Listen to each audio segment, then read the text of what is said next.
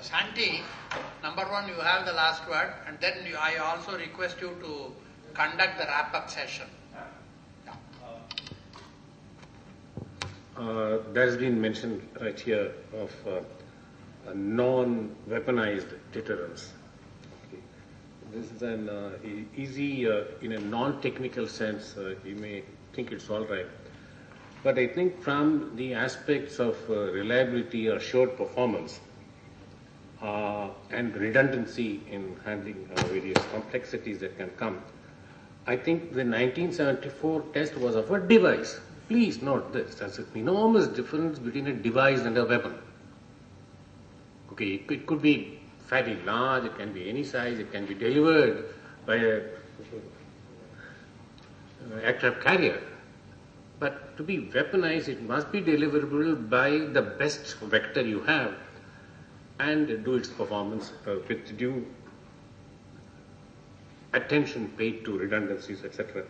So 1974 was a device. I think we shouldn't convert it into a weapon so easily. I think that if you look into assured performance, which is another thing which normally the services do not want to enter this area because it's not that area of knowledge. Some of the sectors in the armed forces may know because they are privy to the Corps of Engineers and their work, so on and so forth. But the people in the services as a whole were kept in the dark. The politicians knew, the engineers knew, but beyond that, awareness of what capability we could deliver came much later after 98 tests and Vajpayee's declaration. I think that must be kept in mind. The other thing that has to be kept in mind is that the weapon that you must use as a weapon must be deliverable by different vectors. As you go along, you go from 1945 onwards, various things have occurred, including the submarine-launched ballistic missile.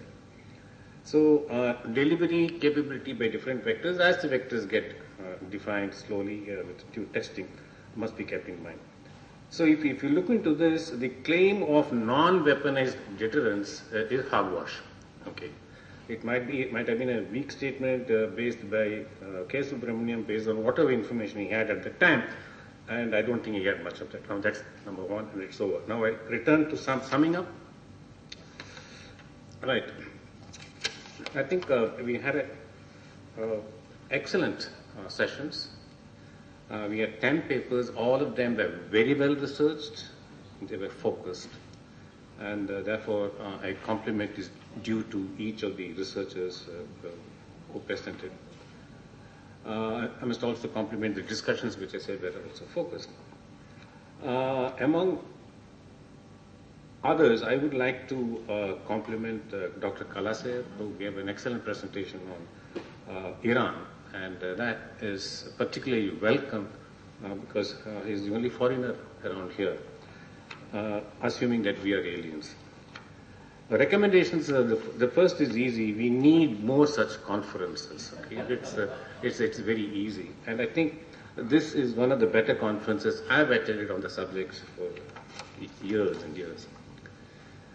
On Iran's nuclear program, there was an excellent presentation covering the technical aspects. I would like to compliment L.V. Krishnan.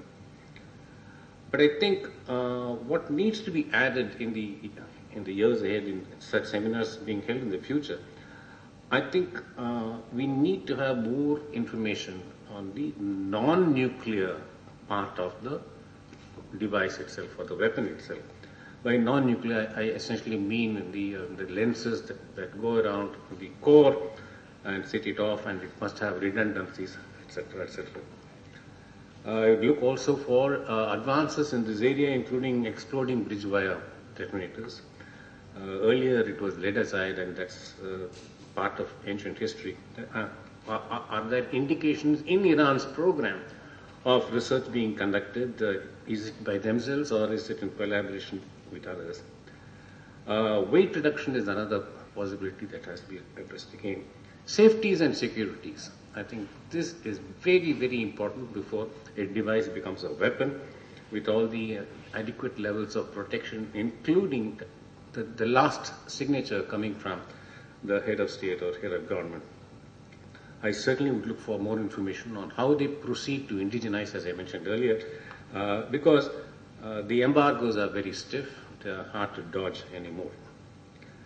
I also look forward to getting more information whether there are other indications for conducting an underground test, because underground tests are those that are permitted now.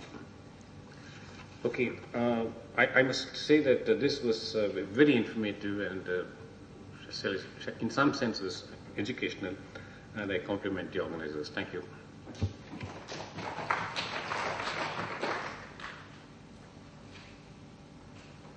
Add a very big thank you to all our participants. As Sandy has already said, the speakers we invited, all of them were graciously accepted our invitation. They came here with very, very well-researched and deep thoughts they left behind. Thank you all very much. And the other participants whom we invited who also come here, they also added in the discussion to a lot of value to the papers. And that's going to, I think, we'll take some of the suggestions Sanchi has made for this future, this one. I would like to put a special word of thanks to Admiral Vijay Shankar for catalyzing this idea. It was his idea of saying that we have a round table, and in fact the caption also, "The war has begun," were his words. I think it's produced some good results. And we plan to put all the papers together, and maybe Director will perhaps bring it to the attention of some of the people who should look at it. That's one, this one. But in spite of Bandh and other things, the NIAS troop, led by Srinivas Aital and others, have done a wonderful job yesterday and today. Especially yesterday, I think there were some issues of logistics. I think they have managed very well. I think I should give a special word of thanks to them. And also to Shashi and Ramesh, who have managed the business here, Kumar and his team. Thank you all very much.